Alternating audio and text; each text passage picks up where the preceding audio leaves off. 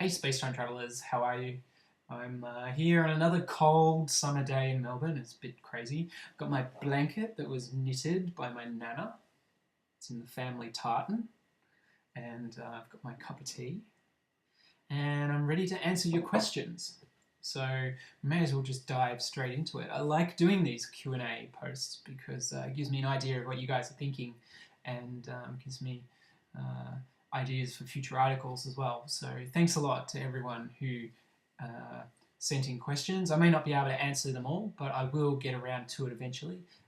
If I don't answer them here, then you can probably expect a blog post answering it. May as well dive straight in. I've got some emails here. First question is a good one.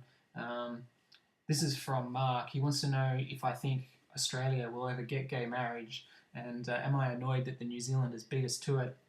You know what? I was so happy for our New Zealand cousins when they voted in gay marriage. I think it's a fantastic thing. I think it's a real shame that Australia hasn't done it yet, and it's mostly down to one man, our current Prime Minister, who, despite the opinion of Australians and despite the opinion of people in his own party, won't allow a conscience vote. And I think it's a real shame and really quite arrogant and selfish that one man sort of thinks that he can stand in the way of, in the way of the process. But you know what? I think eventually we will have it. Amongst young people, it's really not an issue, and amongst a lot of Australians, they really just don't care. They just want the economy fixed. Like, gay marriage is really not an issue for them. So I think we will eventually have it, but it will take time. My second question was, what do I do on a daily attempt to keep my depression at bay, and how successful am I at it? And this question is from Rich. You know what, on a day-to-day basis, it's really about recognizing the triggers that cause it, the things that sort of put me into that negative spiral, and making sure that when I do start to feel that negativity, that I turn it around and really sort of actively work to be positive. And the more that I do that, the easier it becomes. That's on a day-to-day basis, and I'm getting pretty good at it. I'm getting pretty good at recognizing when I'm starting to feel a bit down and recognizing what's causing it, and sort of keeping myself focused on the good things. And there are heaps of good things. There are some amazing things going on. So I really just need to keep my focus on them, and I'm okay. Next question is from Kevin.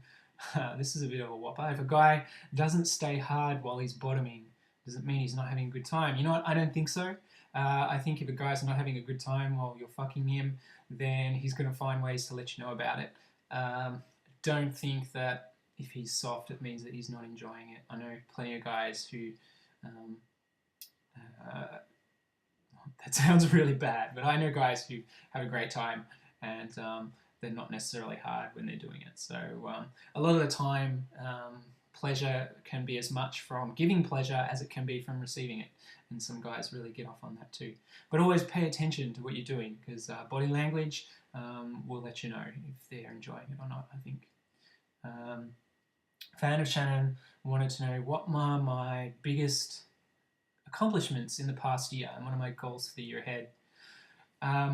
I set a goal of publishing 2 books this year, and I've published one, which I'm really, really happy with. And the second one, I actually would have done this year, but it's turned into a much, much bigger project than I expected.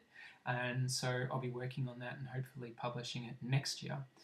So I certainly don't see that as a failure, though, because the project has just grown into something that I never expected.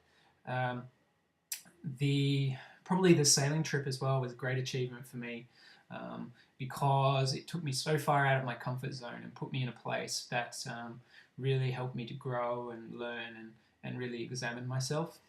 And also, I think dealing on a personal level, dealing with a lot of the issues that I have around my self-esteem and my depression and things like that has been a real accomplishment, because I feel like I've finally started to begin to be a bit honest about who I am with myself and what I want. And although it's only the beginning, I'm happy that I've started that journey, and I feel much better for it. Andrew wants to know how I imagine myself as a 50-year-old person.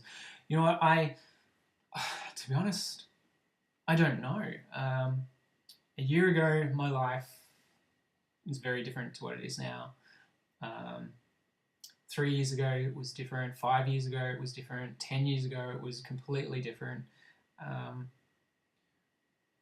My life has changed direction so many times, and things have happened that I would never have planned for or expected so many times that I have no idea where I'm going to be or what I'm going to be doing when I'm 50.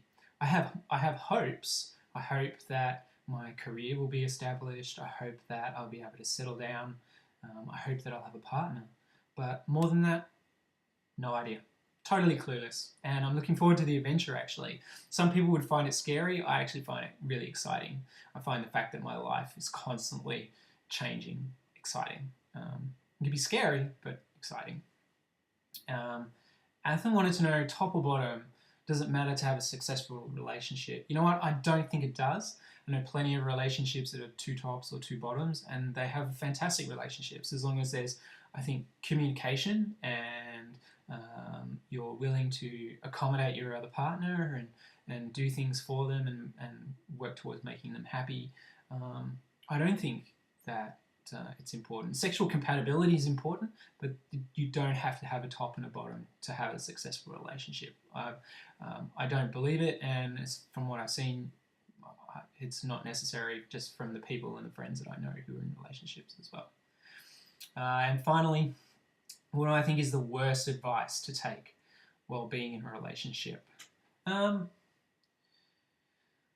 That's a really tough one, and I might save that one for another blog post, because that's something that I have to really think about.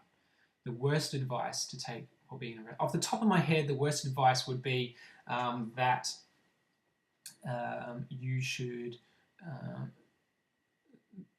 be selfish. Some people will say, oh, you got to look after yourself if a problem comes up. I think that's bad advice because relationships are about giving and not taking. And that's a very short answer, because I want to think about it a lot more and write something a little bit more substantial on it, because I think it's a really, really interesting question. But that's it for today, guys. I think there are other questions, but I'd like to answer them more fully in other blog posts, so please don't be disappointed if I didn't answer your question. I'll be putting together another video very, very soon. In the meantime, I hope you're all enjoying the blog, and I hope if you haven't checked out the members section yet that you really do, because there's a lot of fun stuff in there as well. Anyway, guys, I will speak to you all again soon. Bye.